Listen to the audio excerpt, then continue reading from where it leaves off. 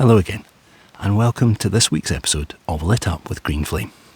Last week we spent a full episode looking at the power of reading, so I thought that for this week's episode we could change the pace a little bit and turn our attention to writing. Later in the episode, I'll map out a simple writing activity that can be used by a solo writer or one which you could use with your class. So to keep things interesting, I decided to focus on a genre of fiction that most children, and actually some adults, might be less familiar with. It's called Magical Realism. A magical realism story is a little bit like fantasy, but with some interesting differences. Small moments of magic occur, but the characters, and even the narrator, don't draw attention to them. In Magical Realism, the fantastical is as normal and unexpected as rainfall or a kettle. Here's a simple way to think about it. What if something magical happened and no one in the story said anything? Without having to explain anything about the magic, you can let the story unfold on its own. It's kind of perfect for a short story format. And to understand this a little bit more fully, I've made a short sort of magical realist story to demonstrate the idea a little. After the story, I'll explain magical realism in a bit more detail, and then we can look at a writing activity that you can have that will go with it. So this story is called Broken Window. Lewis left the house.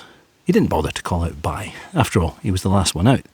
He checked that he still had his key in his bag, then pulled the front door closed, listening for the click of the lock as it slid into place.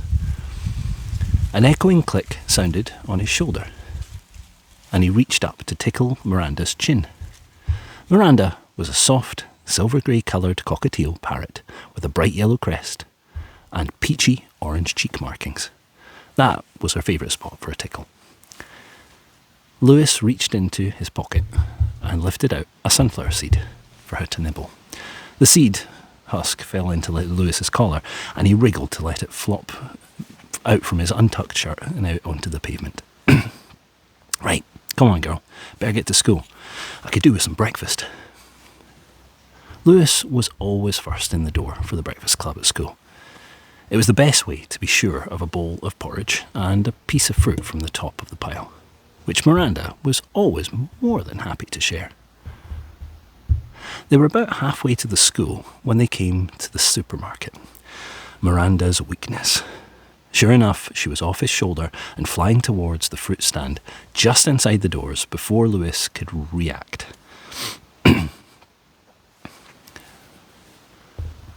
Unfortunately, someone else got a surprise from the random cockatiel flying towards the supermarket. A woman in a summery dress and a pink flowery bike helmet was pulling up to the side of the supermarket in her electric bike, and must have mistaken the accelerator for the brake in all the confusion. She surged towards the glass door in an eruption of glass and noise. Miranda was thrown into a panic and launched herself back to the safety of Lewis's hair, a very clawing and spiky experience for Lewis. Lewis hurried over to check on the woman as some of the shop staff came out from inside. She seemed okay, but her bike was as mangled as the shop door. Lewis helped her up. Are you okay? Are you hurt? The woman smiled. I'm fine, thanks. I'm glad your wee bird is okay too. I thought I was going to hit it. Lewis looked up at the bird, nestled deep in his hair. She's pretty nimble. I think she was hoping to sneak in and steal a strawberry. Maybe the wee fright will make her think twice about shoplifting in future. In her continued panic, Miranda laid an egg. It rolled off Lewis's head and clunked onto the tile floor of the supermarket doorway. Ha! She hasn't done that in a while. She doesn't have a mate, so she just lays these little, heavy, golden ones. No babies for her. The lady looked at the little golden egg. That's a shame. I hear silver cockatiels are pretty rare. Lewis nodded, happy to meet someone who knew what sort of bird Miranda was. Most people just called her a parrot or a cockatoo or sometimes even a budgie. Yeah, she's called Miranda. He tried to introduce her, but the little silver bird was still hiding in his hair. I keep her close because she's a bit fearful on her own. You can keep the egg if you like. I've got a few back home anyway. The egg was small, but made of solid gold. The lady smiled and sighed. That's a relief. I won't need to call my insurance or anything. I'll probably pay for the door as well. Lewis lifted his eyebrows. I didn't realise they were worth this much. Maybe I should take mine to the bank sometime. Anyway, are you sure you're okay? The lady nodded, satisfied. Lewis continued on his way. After all, there was a warm bowl of porridge and a banana with his name on it. Maybe a strawberry for Miranda too.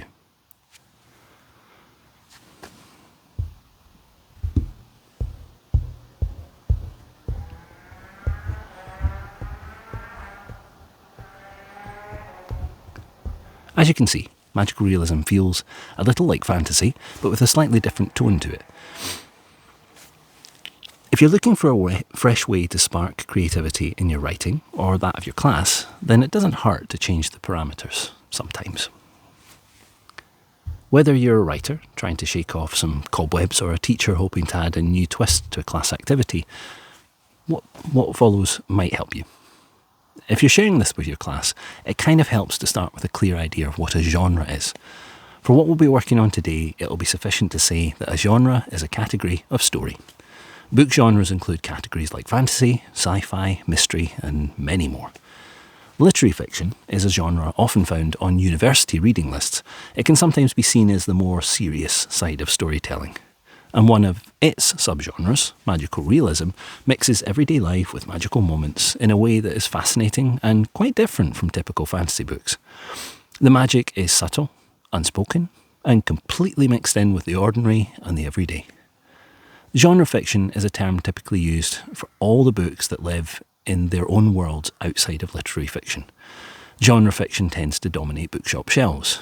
These are the books that readers seek out because they already love that type of story, whether it's a crime book, novels, fantasy, romance, or horror. Genre fiction is easy to advertise and it's fairly easy to describe. And unlike a genre fiction category like fantasy, magical realism isn't about big magical worlds or epic quests. Instead, it features magic that's accepted as part of daily life, whilst never being fully explained. The magic isn't the focus. It's just part of the world. I first came across magical realism thanks to a high school teacher of mine, Mr. Johnson, and I was hooked. Some fantasy authors like Terry Pratchett have poked fun at magical realism. In fact, Terry Pratchett once joked that saying you write magical realism is a polite way of saying you write fantasy. And I can see what he means, but there is a clear difference between the two.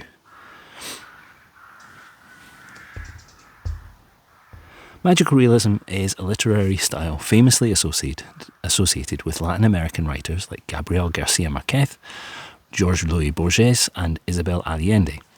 The most notable element of the genre is that when magic or fantastical events occur in an otherwise ordinary setting, so no one within the story takes much notice of it, including the narrator. In magical realism, the magic is ordinary. It's not questioned, characters don't wonder how it works, they don't even point it out. The narrator treats it like toast popping out of a toaster, normal and unremarkable.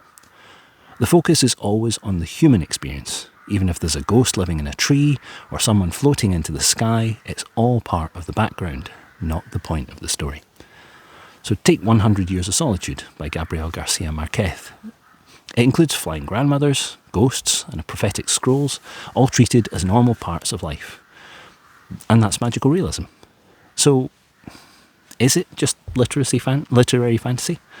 It can feel that way. Books like The Watchmaker of Filigree Street by Natasha Pulley or Before the Coffee Gets Cold by Toshikazu Kawaguchi clearly feature magic. However, they focus on people, relationships, and daily life, not on magic systems or world building. That's also probably why they're considered literary fiction. They treat the magic as a background, not as plot. Even Terry Pratchett, who jokes around about magical realism, often blurred the lines himself. Pratchett's Discworld books sometimes let magical elements go significantly unexplained. What's more, every single Pratchett book I've ever read gives a deep and clear connection to the human, or troll, or dwarf, or golem, or even lowly goblin components of the story. All of this lets some of Pratchett's own work edge ever so closely into magical realist territory. Other books for younger readers do this too. Philip Pullman's His Dark Materials and Garth Nix's Keys to the Kingdom series both dip into this space. They sometimes avoid explaining how the magic works, letting the mystery remain. All of this said, magical realism in children's books is rare. So why is that? Kids are still figuring out how the real world works, and depending on their age, they'll need some explanation about almost everything that happens in a story, whether it's real or magical. Plus, learning how magic works can be a fun part of the story in itself. In my own books, Jack starts out in our world and learns about magic bit by bit. Some things are left unexplained, but I explain enough to keep younger readers clued in. That much explanation is definitely more like traditional fantasy than something like magical realism. So, are there any magical realist children's books? The one exception to the seeming rule about the difficulties of creating magical realism for kids is, at least in my opinion, Roald Dahl. His stories often treat magic as normal, but his gritty, sometimes unpleasant, real-world details make his stories feel oddly grounded as well. Roald Dahl's writing is so distinctive that I'll be exploring it in more detail in a later post. Fantastical stories lift us out of the everyday, but they do it in a way that helps us see human behaviour more clearly. Whether we're worried about a basilisk in the basement of the school, a ghoulish creature hiding in our garden, a dog that somehow switches off all devices nearby, or if we're gingerly climbing the slopes of Mount Doom, all of these experiences make their own sort of sense, and we can see the real human parts all the clearer when everything else seems strange. Magical realism, in contrast to fantasy, holds on tight to the mystery of how the magic works. For some young readers, that might feel unsatisfying. However, it's still strange enough to make the feelings of the characters stand out all the stronger. With this in mind, we can write magical realism with considerably less explanation than a fantasy story. You can basically jump straight into the strangeness and show the real human emotions all the more clearly. Here's a writing activity for you to try. The Magical Object Writing Challenge. You can run this writing challenge just by listening to this episode, but I also have a classroom printout and a teacher's slide resource available on the website. You'll find download links in the original post in the section where this activity is described. So here's the activity. Part 1. Give your main character a magical object. It can be weird, strange, or subtle. It doesn't even have to be an object. It could be a creature of some sort, like you'll have seen in my story. And here's a tip for part 1. To imagine how to use your magical object, it can help to think about how we might describe something more ordinary. So think of something like a phone. Most of us don't fully understand how a phone works, but a single phone can have some fairly big effects on a story, without you having to explain the workings of it. Part 2. The character doesn't know that this object is magical. They've always had it, and they're so used to what it does that they think it's as ordinary as a pen or a pair of shoes. No one explains it, not even the narrator. And here's a tip for part 2. To make this easier for yourself, avoid naming the object in the title of your story and kind of avoid describing it early on. Let it blend into the story naturally. Part 3. Write a story about an ordinary day. Come up with something dramatic yet ordinary that could be going on. Show the object doing something unusual, but don't explain how or why. Here's a tip for part 3. Your magical object can be part of the solution, but be sure to look at the feelings of the people in the story more than you talk about the object. Part 4. Focus on how it affects people. What are all the main characters feeling at the end of your story? And here's a tip for part 4. A story's conclusion is often when there's an emotional change. The more dramatic the change, the more dramatic the ending. Anger to joy, sadness to humour. You can decide what feelings you'd like to see your characters show.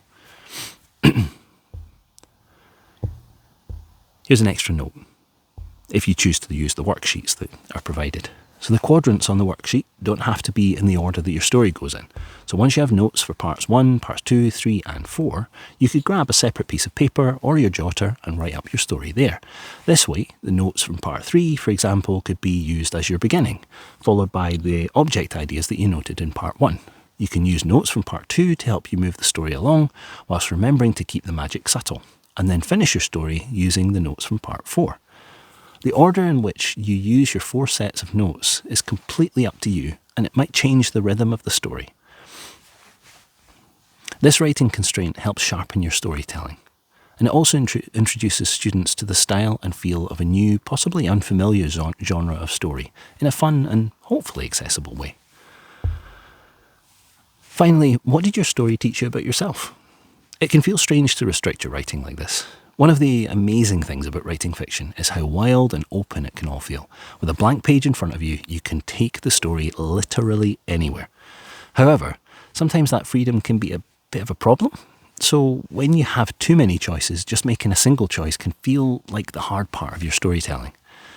Cutting your options down with something like the writing challenge we've just looked at can force you to sharpen up what you want to say and the sort of story that you want to tell. This can tell you a little bit about how you felt when you were writing that story as well. If you chose something creepy, for example, maybe you needed a little scare to wake up your brain a bit. Perhaps your story had a little sadness in it, so maybe you needed a chance to let out something that's been upsetting you. Or maybe you just went for a humorous story, so you maybe just needed a laugh.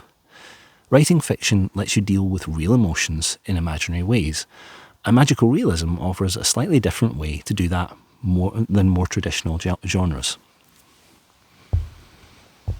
I hope you enjoyed the activity, and sometime soon I'll be adding a portion to the podcast where I showcase listeners' stories, so feel free to share your story using the contact links that you'll find on social media and on the website. And please please get in touch to let me know how you or your class got on with the writing activity. I'd really love some feedback. And feel free to answer a few other questions as well if you want to get involved in the magical realism topic. So do you know of any children's books that feel truly magical realist beyond the kind of Roald Dahl ones I referenced? Which book genre do you think translates well to children's books and which ones don't? Feel free to let me know in the comments or message me on Instagram. You could even use this as an additional in-class activity, sort of moving on from the writing activity to something where we kind of analyse our reading. And thank you for listening in to the podcast today. You can grab a copy of my own children's fantasy book, Jack Rooson and the Fae Flame, by following the links on my social media profiles and on my main website. And also remember to subscribe to this vlog/podcast to avoid missing future episodes. I'll see you again next week, and don't forget to send in your stories. I'm always happy to share good tales on the podcast, and I welcome any submissions by writers of all ages. Try to keep submissions under 500 words, makes it easier for me to fit it into a podcast episode, and I'll confirm any permissions for readings that are going to be read aloud before I put them onto the podcast. I'll see you again next week. Thanks again for listening in. All the best. Bye.